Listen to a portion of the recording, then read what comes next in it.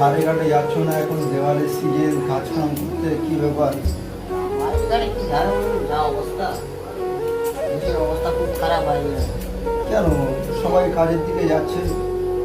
ওইসব এনার্জি হচ্ছে, ধরাধরি হচ্ছে, ধরে তুলে চলে যাচ্ছে, বাঙালির উপরে অত্যাচার হচ্ছে। অত্যাচার করছে, তুলে নিয়ে তুলে চলে যাচ্ছে, বাঙালি ফেলি চলে যাচ্ছে।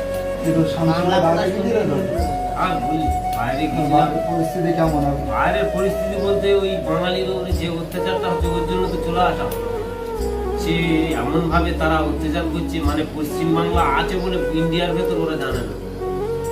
ওই তোমার ইয়েরা জানে না, ওই এখানে বিজেপি নি, তো এখানে বিজেপি নি, ওই জন্যই জানে না যে এটা পশ্চিমবাংলায় আছে বলে হিন্দুস্তানের লোক ভারতবর্ষের মধ্যে একটা পশ্চিমবাংলা আছে, ওরা মুছে দিয়েছে পশ্চিমবাংলা থেকে মুছে দিয়েছে, ওই জন্য তো বাঙালি রাস্তায় রোডের উপর তুললে